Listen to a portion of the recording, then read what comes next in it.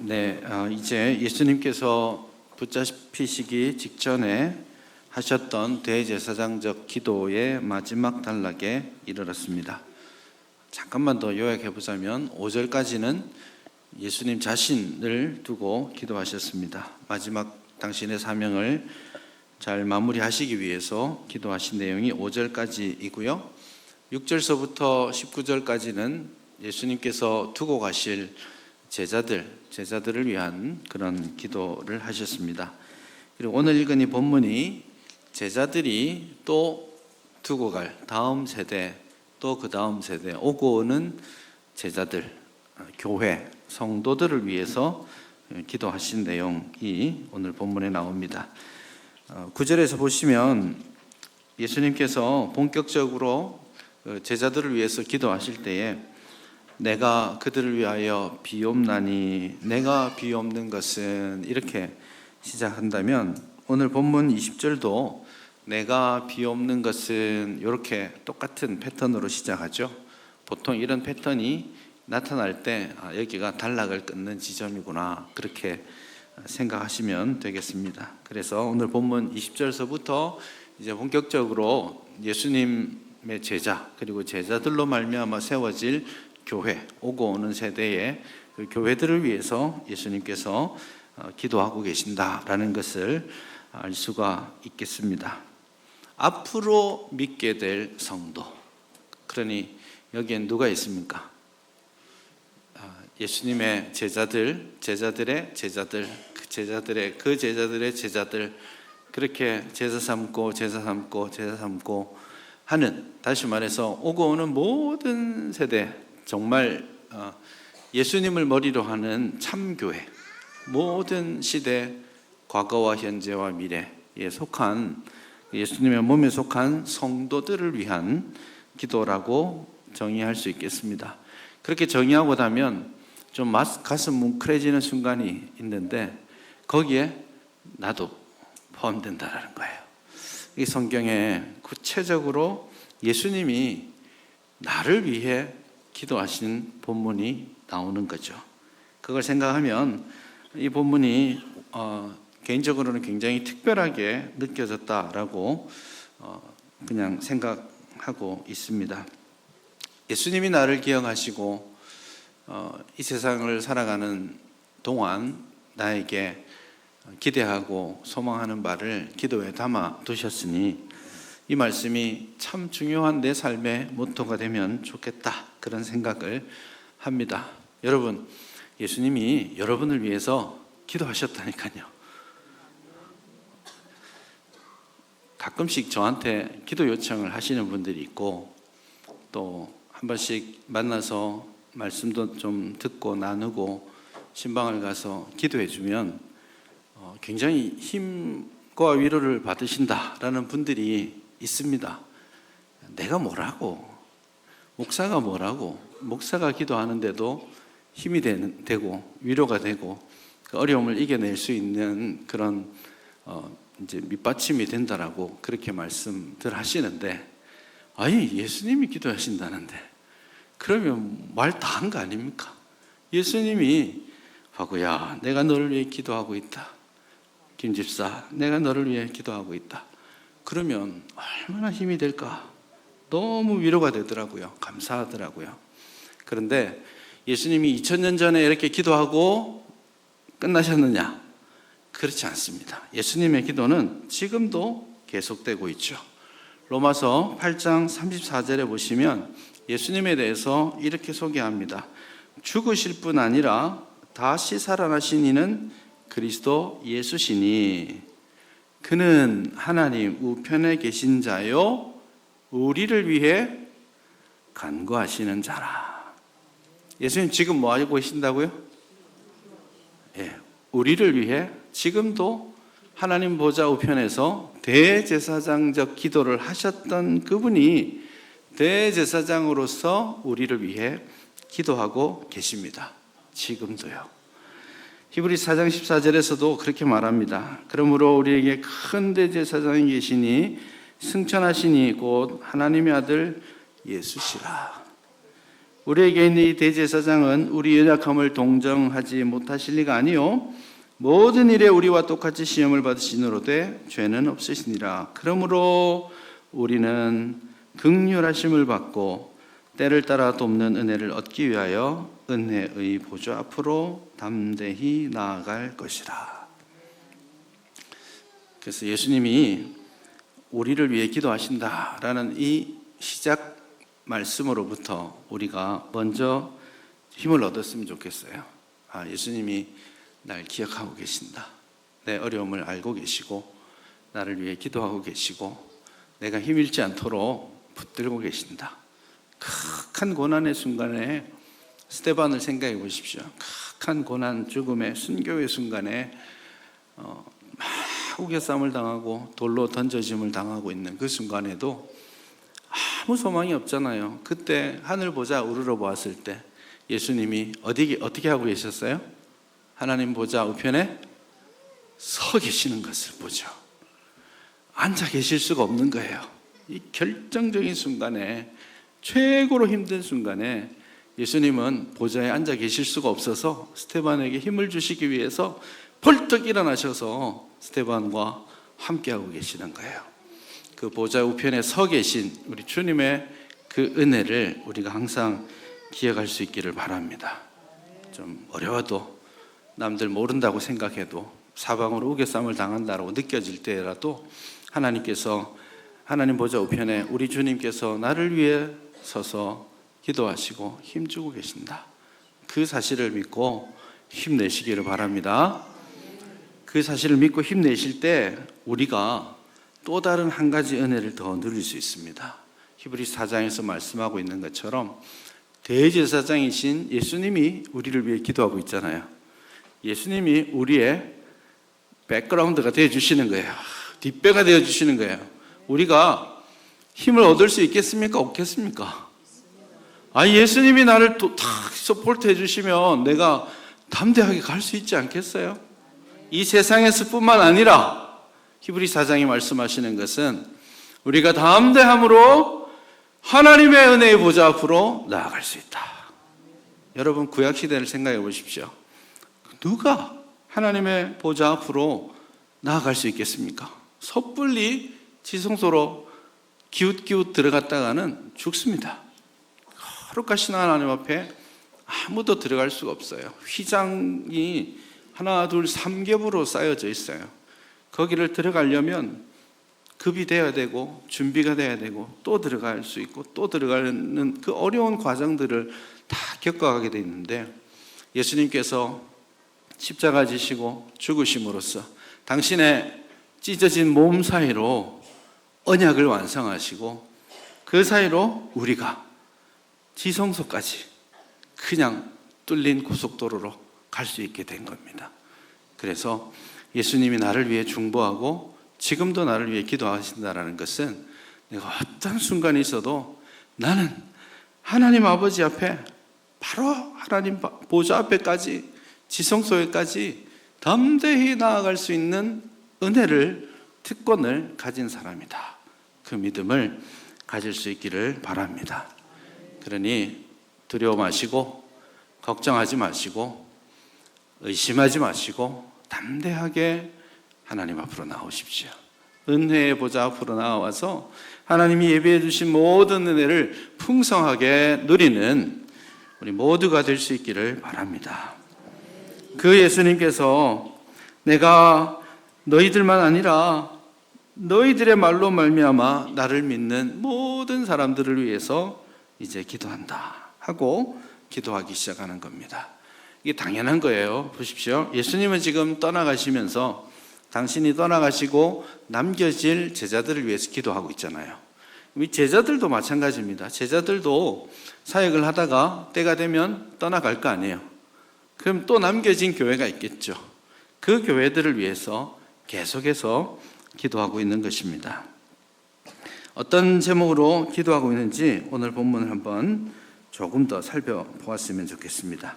우선 그 전에 교회, 다시 말해서 제자들이 또 제자 삼아 일으킴 받을 사람들을 어떻게 묘사하고 있냐면 20절을 보시면 또 그들의 말로 말미암아 나를 믿는 사람들도 위함이다. 그렇게 말씀하고 있죠. 그들의 말로 말미암아 나를 믿는 자들, 그렇게 표현하고 있습니다. 교회는, 제자들은 예수님의 말씀을 받아서 부름받은 공동체를 형성했고요. 그 제자들은 또 교회를 어떻게 세워가는 거예요? 그들의 말로 말미암아. 이 말은 제자들의 말이겠습니까? 아닙니다. 예수님께서 주신 말씀이죠. 그러므로 교회는 다음 세대 교회를 만들어가고 그 다음 세대에 또 교회를 만들어갈 때 본질적인 교회의 연속성은 어디에서부터 오느냐? 하나님의 말씀으로부터 옵니다. 그래서 그들의 말로 말미암아 믿게 될 자들, 우리가 하나님의 말씀을 잘 준비하고 하나님의 말씀을 다음 세대 또 믿지 아니하는 영혼들을 향해서 올바르게 선포하는 것이 참된 교회의 연속성을 이루어가는 겁니다. 실제로 17장 3절에서 영생을 하나님과 그가 보내신 자 예수 그리스도를 아는 것이라고 했잖아요. 그 아는 것은 하나님의 말씀에 비춰진 그 말씀을 알고 이해하고 믿고 따르는 데 있다고 말씀을 드렸죠. 그래서 경험적으로 하나님을 알아가고 하나님을 믿고 그분의 말씀을 따르는 그 삶의 패턴들이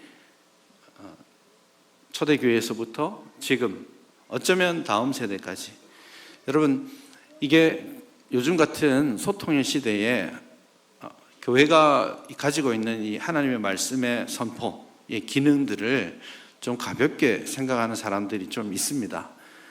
좀 그렇죠. 앉아가지고 서로, 요즘은 아래 위도 별로 없고 서로 소통하면서 대화하고 토론하면서 결론을 찾아 나가야 되는데, 교회는 굉장히 구닥다리처럼 한 사람에게 마이크 딱 줘놓고 그냥 앉아가지고 30분씩 들어라 하고 있잖아요.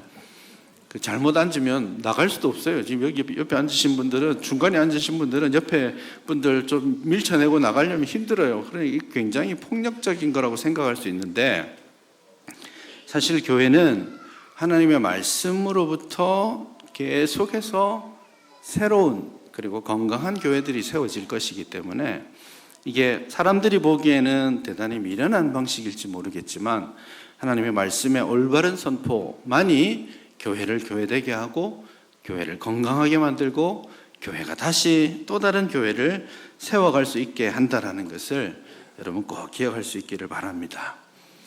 지금 예수님께서 기도하시는 내용을 21절에서 보시면 이렇게 말씀하고 있습니다. 아버지여, 아버지께서 내 안에, 내가 아버지 안에 있는 것 같이 그들도 다 하나가 되어 우리 안에 있게 하사 세상으로 아버지께서 나를 보내신 것을 믿게 하옵소서. 굉장히 길고 복잡한 말씀 같은데 정리하면 이런 겁니다. 첫 번째, 아버지께서 내 안에, 내가 아버지 안에 있는 것 같이, 요거는 마치 그런 것처럼 하고 전제입니다. 기도의 내용은 그 다음에 나옵니다. 그들도 다 하나가 되도록 해주시고, 두 번째, 그들이 우리 안에 있게 하여 주십시오. 세 번째, 이 세 번째는 독립된 세 번째가 아니라 이 두 개의 기도 제목의 결과입니다. 문법적으로는 그 결과, 세상으로 아버지께서 나를 보내신 것을 믿게 하옵소서. 그렇게 말씀하고 있습니다. 사실 그들이 다 하나가 되어서 우리 안에 있게 하사, 굉장히 신비로운 말씀처럼 느껴지는데 이것이 큰 의미에서는 다르지 않습니다. 그들이 우리 안에 있고, 그리고 그들이 우리 예수님 삼위 하나님 안에 있고, 그리고 우리가, 잠깐 어떻게 되지? 이게 자, 예수님 안에 우리가 있고 우리 안에 예수님이 있고, 요겁니다. 그게 되면 우리 안에 우리가 서로 연합하게 된다, 하나가 된다라는 그런 컨셉이 됩니다. 근데 이게 예수님이 우리 안에 거하신다, 우리가 예수님 안에 거한다, 이 말은 큰 틀에서는 두 가지 흐름이 있습니다. 이 두 가지가 그 신비로운 말을 가능하게 하는 겁니다. 첫 번째는 뭐냐면 요한복음 15장에서 말씀하시듯이 우리가 주님 안에 있고 주님의 말씀이 내 안에 있으면, 이렇게 되어 있습니다. 주님이 내 안에 있다라는 말은 주님의 말씀이 내 안에 있다라는 말로 정리할 수 있습니다. 그래서 우리가 주님의 계명을 지키면 우리가 주님의 사랑 안에 거하게 되고 그 사랑을 세상이 알게 된다라는 것입니다. 결국 주님의 말씀이 내 안에 있느냐, 이것이 우리가 주님 안에 있느냐 혹은 주님이 내 안에 있느냐를 결정하는 첫 번째 기준입니다. 그렇기 때문에 다음 세대, 그 다음 세대 교인들을 말할 때 주님의 말로 말미암아 신자가 되는 사람들이라고 그렇게 정의하고 있는 것입니다. 우리는 하나님의 말씀의 사람들입니다. 그리고 오늘 하나님 말씀, 이 책의 사람들이에요. 이것을 떠나서 우리는 주님과 동행할 수도 없고 주님 안에 머무를 수도 없고 주님의 은혜를 누릴 수도 없습니다. 그건 변하지 않는 가치예요. 그래서 오늘 저와 여러분들이 이 하나님의 말씀에 대한 분명한 확신과 하나님의 말씀에 대한 뜨거운 열정들을 잃지 않도록 하나님 앞에 여러분 자신을 세워갈 수 있기를 간절히 바랍니다. 예수님이 당신의 말씀에 다음 교회를 세워간다고 말씀하셨잖아요. 마찬가지로 사도 바울을 한번 생각해 보십시오. 사도 바울은 지금 사도행전 20장에서 에베소 교인들과 에베소의 장로들과 마지막 헤어지기 전에 자신이 죽으러 간다는 것을 알고 있습니다. 이제 다시 못 볼 것을 알고 있습니다. 에베소 교회들을 두고 가면서 바울의 마음이 얼마나 무겁고 힘들었겠어요. 딱 보니까 에베소 교회를 향해서 사자와 이리처럼 사탄이 계속 괴롭히고 무너뜨리고 분열하게 할 것을 그냥 안 봐도 알겠거든요. 그럼에도 불구하고 떠나야 될 때 사도 바울이 이렇게 말합니다. 내가 너희들을 주와 주의 은혜로운 말씀에 부탁한다. 그렇게 말합니다. 나는 지금 떠나지만 에베소 교인들, 장로들, 너희 교회 너희들을 내가 기도하는데 주님께 그리고 주의 은혜로운 그 은혜의 말씀에 붙들려 있도록, 그 말씀이 너희들을 막 이리같이 공격하는 사람들로부터 이겨낼 수 있도록, 교회를 든든히 세워갈 수 있도록 내가 기도하겠다. 그렇게 말씀하고 있죠. 그래서 우리가 진정으로 하나됨, 주님과의 신비로운 연합과 하나됨을 누리고 그 결과로서 저와 여러분들이 교회로서 하나됨을 누리기 위해서 가장 중요한 출발점은 그 은혜의 말씀 안에 거하는 것입니다. 내 말이 너희 안에 거하면 무엇이든지 원하는 것을 구하라. 그러면 그대로 이루리라. 그렇게 말씀해 주신 거죠. 그래서 우리가 본질적으로 하나님의 말씀의 사람, 하나님의 말씀에 붙들려 있고 하나님의 말씀을 사모하고 하나님의 말씀대로 믿고 순종하기 위해 노력할 때 나타나는 본질적 자연적인 결과물이 하나됨이라는 겁니다. 근데 하나님의 말씀이 내 안에 있으면 우리가 주님과 연합하고 하나됨을 이루어갈 수 있는데 또 다른 측면도 있습니다. 주님이 내 안에 머물게 하고 하나님 말씀이 나에게 역사하는 그 다음 본질적인 또 다른 측면이 뭐냐면 성령님이에요. 하나됨을 우리가 열심히 노력한다고 이뤄낼 수 있는 거 아닙니다. 사람들은 본질적으로 하나 될 수 없어요. 싸우게 돼 있습니다. 어딜 가도 다투게 돼 있습니다. 누구를 만나도 한 30분만 앉아서 얘기하다 보면 안 맞아요. 다투게 돼 있습니다. 그게 죄악된 본성을 가진 굉장히 자기에 충만한 하나됨을 추구하는 사람들이기 때문에 그 목적에 따라서 하나 될 수 없어요. 그렇기 때문에 진정으로 하나님의 말씀이 나에게 역사하고 나를 하나 되게 하는 진짜 능력은 성령님의 은혜에 의합니다. 이게 두 가지가 다른 건 아닙니다. 왜냐하면 말씀이 내 안에서 역사하도록 하는 이가 누구예요? 성령님이시죠. 그래서 요한복음은 성령님을 진리의 영이 오신다 그렇게 말씀하고 있죠. 보혜사이신 성령님은 진리의 영이시다. 진리의 말씀을 주고 그 진리를 깨닫게 하시고 진리 가운데 거하게 하시는 이가 성령님이죠. 그러므로 우리가 교회, 예수님께서 기도하고 있는 이 교회됨을 이루기 위해서 출발점에서 우리가 분명하게 붙들어야 될 두 가지 본질적 가치, 하나님의 말씀, 성령의 역사입니다. 하나님의 말씀을 붙들고 성령께서 강하게 나를 붙드시고 역사하시고 나를 이끌어 가시도록 소망하고 내어드리는, 주권을 내어드리는 그 섬김이 오늘 우리에게 필요하다는 겁니다. 그것이 결과적으로 우리가 하나가 되게 하는 능력을 주는 겁니다. 우리가 예수님의 제자들을 향해서 예수님께서 기도하실 때에도 제일 먼저 하신 기도가 뭐였습니까? 첫째는 보전하게 해주십시오.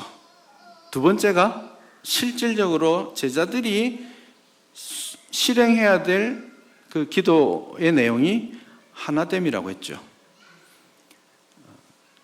제자들을 향해서도 하나 되어야 한다라고 강조했지만 오늘 그 제자들의 제자들, 교회들을 향해서 또다시 예수님은 제일 먼저 하나 되게 해주십시오 라는 말씀을 주고 있습니다. 제자들을 향해서는 하나 되게 하십시오 라고 한 번 말씀하고 있지만 실제로 더 짧은 이 본문에서 하나됨이라는 주제가 3번이나 나오고 있습니다. 결국 예수님께서는 오고 오는 세대 교회의 본질적 사명이 다른 데 있는 것이 아니라 하나됨에 있다라고 그렇게 말씀해 주고 있는 겁니다. 하나님의 말씀이 역사하시고 성령이 역사하시기 시작하면 교회는 하나 되게 된다. 반대로 교회가 분열하고 분쟁 가운데 있다 하면 뭐가 사라지고 있는 거예요? 하나님의 말씀이 건강하게 선포되지 못하게 되고 성령의 역사하심, 기도하는 사람들이 사라져가는 것이 분열로 가는 지름길인 것이죠. 교회의 능력을 사라지게 하는 것이 됩니다. 그런 측면에서 오늘 저와 여러분, 우리 교회가 말씀과 성령으로 충만하게 역사하는 그런 교회가 될 수 있기를 바랍니다. 그렇게 될 때 삼위 하나님께서 성부, 성자, 성령께서 하나로 계시는 것처럼 우리의 교회가 하나를 이루어가게 되는 것입니다. 그건 되게 이기적인 하나됨이 아니에요.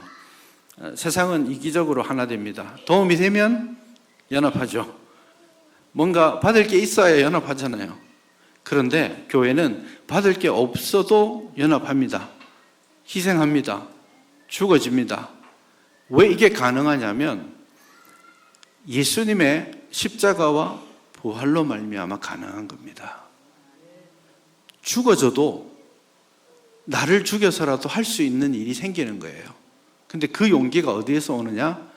예수님의 죽으심과 부활을 믿기 때문입니다.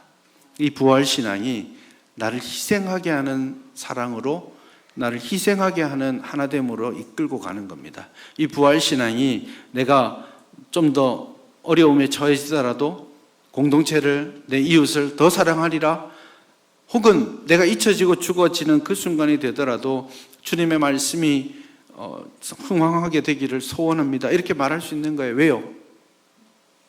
예수님이 죽으시고 부활하셨으니까.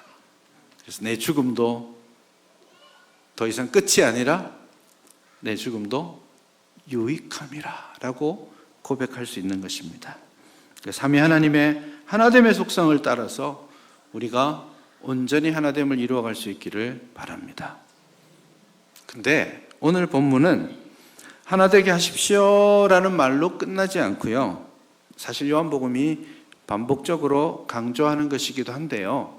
하나됨을 무엇으로 바꿀 수 있는지 보여주기도 하는데요. 그 그 하나됨을 바꿀 수 있는 또 다른 가치가 뭐냐면 사랑입니다. 23절을 보시면 내가 그들 안에 있고 아버지께서 내 안에 계시어 그들을 온전함으로 이루어 하나가 되게 하려 함은 아버지께서 나를 보내신 것과 또 나를 사랑하심 같이 그들도 사랑하신 것을 세상으로 알게 하려 함이로소이다. 여러분, 하나됨의 외적인 특징이 뭐겠어요? 그러면 하나됨의 기본 디폴트로 나타나는 특징이 사랑입니다.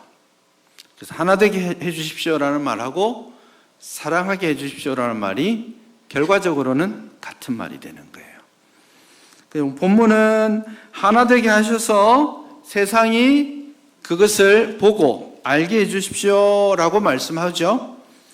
여러분 13장에 가시면 34절, 35절을 보시면 이렇게 말합니다. 새 계명을 너희에게 주노니 서로 사랑하라. 내가 너희를 사랑한 것 같이 너희도 서로 사랑하라. 너희가 서로 사랑하면 이로써 모든 사람이 너희가 내 제자인 줄 알리라. 사랑하는 것이 제자됨을 드러내는 것이고 17장에 와서는 하나 되는 것이 하나님의 자녀, 제자임을 드러내는 것이죠. 결국 하나 된다라는 말은 사랑한다는 말입니다. 온전한 사랑을 이루어서 하나를 이루는 것입니다. 세상이 얼마나 분열하는지 몰라요. 요즘도 열심히 분열하고 있죠.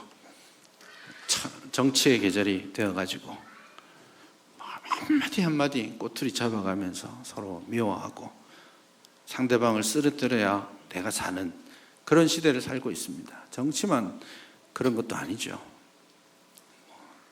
동서남북 남녀노소 다 건수 맞춰가지고 분열하고 또 싸웁니다.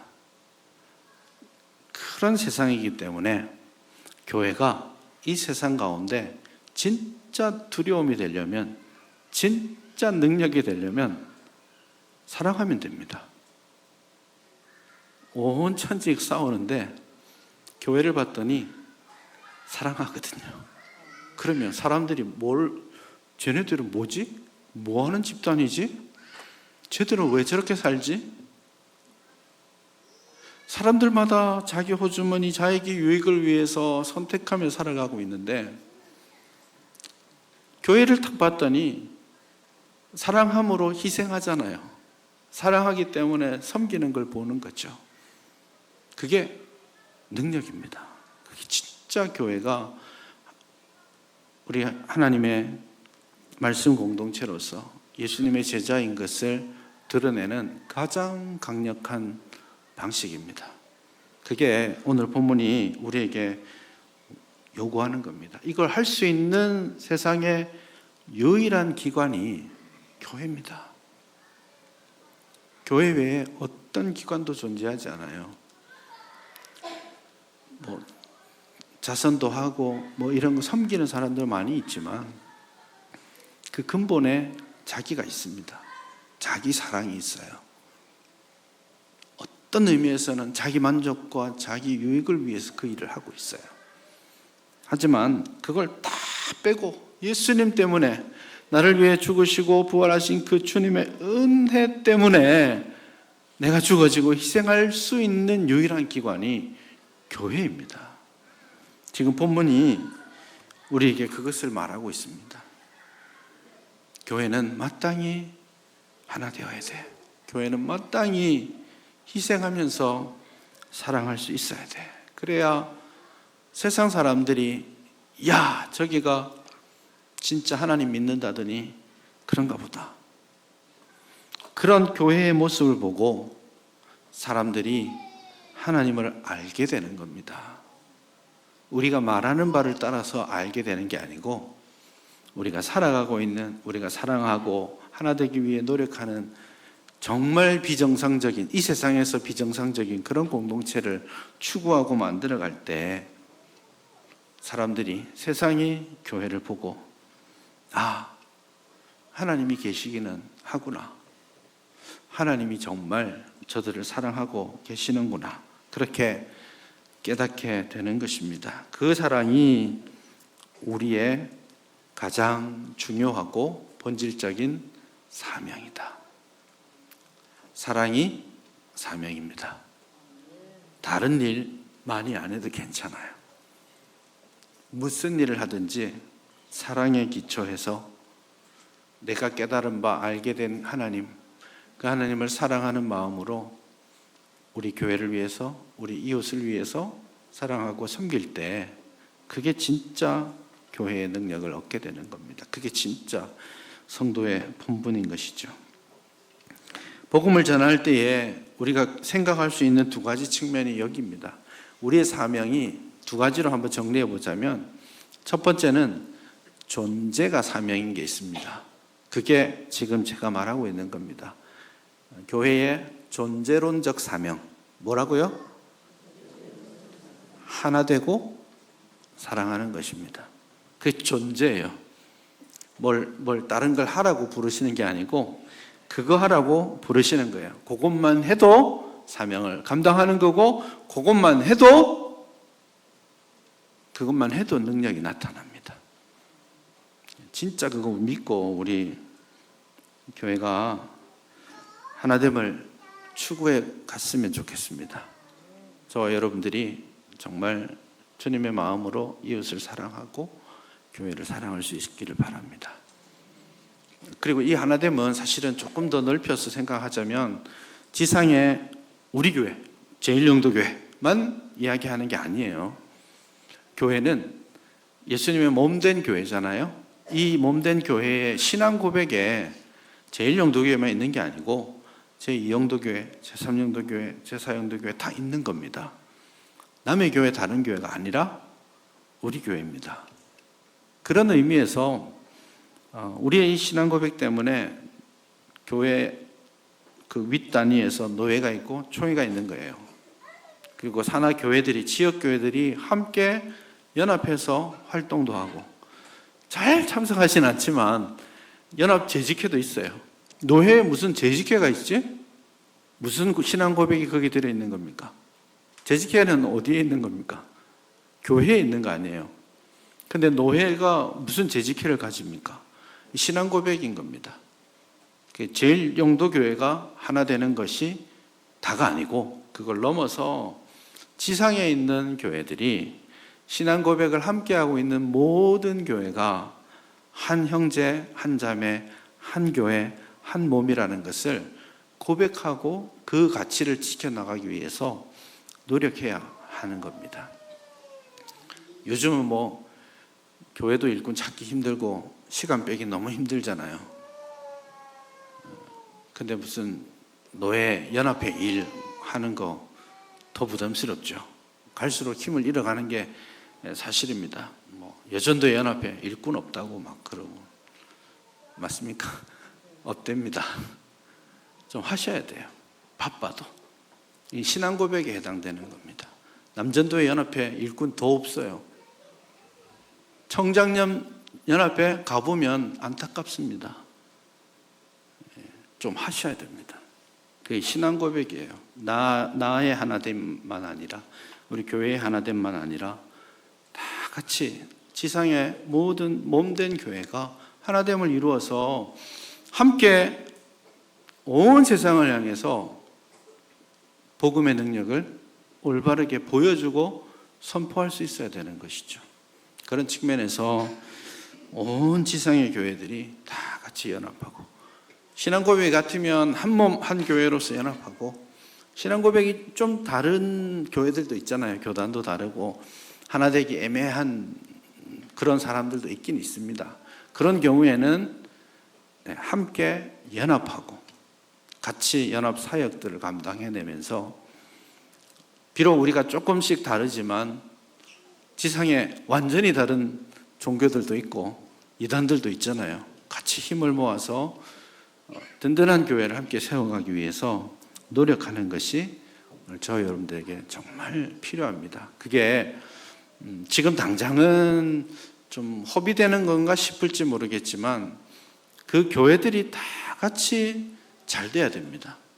다 힘을 내야지 지역이 말씀 가운데 서는 거예요. 제1영도교회만 부흥하면 되는 게 아니고 우리가 제2영도교회도 3영도교회도 4영도 5영도 세상에 이런 한국에 이런 동네 없습니다. 막 7영도 8영도 막 이런 데 없습니다. 진짜 특별한 은혜와 역사를 이루어 왔잖아요. 그런 교회들이 다 하나가 되어서 다 같이 잘 되도록 기도해주고 협력하고 같이 세워가는 그런 하나됨의 역사를 좀 더 확장해 갈 수 있기를 바랍니다. 그게 첫 번째 예수님이 기도하시는 존재론적 사명이고요. 예수님이 기도하시는 두 번째 사명은 선교적 사명입니다. 선교적 사명이라고 말할 수 있겠습니다. 예수님이 제자들을 부르셨고 그 제자들이 또 제자들을 부르고 그 제자들이 또 복음의 말씀으로 제자를 삼는 거예요. 어디까지? 땅끝까지 그 복음의 제자들을 삼고 교회를 세워가고 세례를 주고 가르쳐 지키도록 하는 것이 교회의 사명인 것이죠.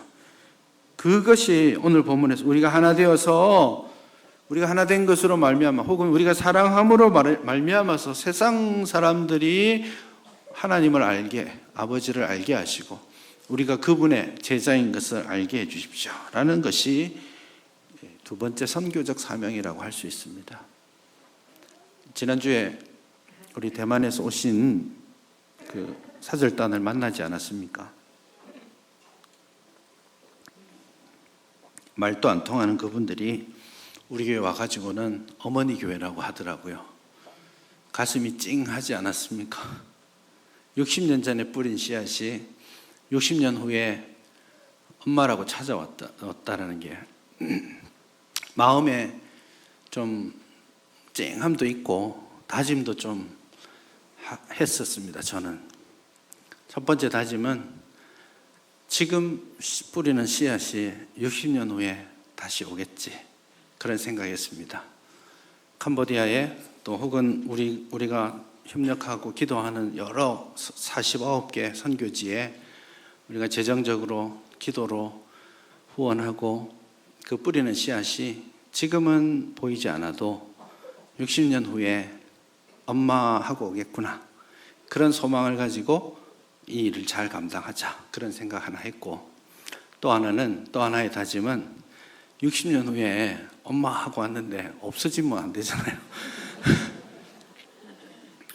그 대만 화원교회 그 목사님이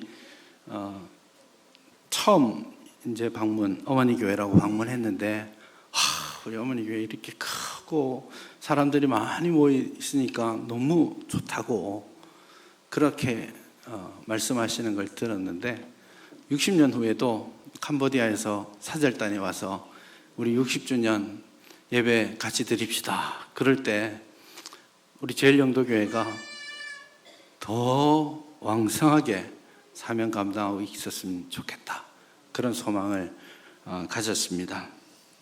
60년 후에도 그때는 우리 중에 대부분이 없을 수 있겠지만 그 다음 세대가 또 그 다음 세대가 우리가 가졌던 이 소망, 우리가 가진 이 복음, 똑같은 진리의 복음 가지고 제일영도교회를 해가고 또 그 다음 세대가 또 제일영도교회를 만들어가고 그래서 130주년 기념 128년이죠. 130주년 기념 예배 거창하게 한번 하고 180주년도 하고 200주년도 하고 그렇게 하면서 교회가 대를 이어가면서 주님 오실 때까지 주님의 말씀을 전달하는 그런 사명을 그런 선교적 사명을 잘 감당했으면 좋겠다. 그런 소망을 지난주에 가져봤었습니다. 주님이 사랑하시는 교회입니다. 믿으시죠? 여러분이 사랑하는 교회. 더 맞지만 주님이 사랑하시는 교회예요. 우리 교회. 주님이 128년 동안 역사에 오셨던 교회고 주님이 앞으로도 해가실 교회입니다. 그러니 이 교회에 대한 교회를 향한 주님의 마음을 우리 기억하고 힘써 하나됨을 지켜가고 최선을 다해서 내게 주신, 우리 교회에 주신 이 복음을, 이 강단을 지키고 전하고 이 복음이 널리 전해지도록 그런 선교적 사명 잘 감당할 수 있기를 주님의 이름으로 축복하고 부탁드립니다.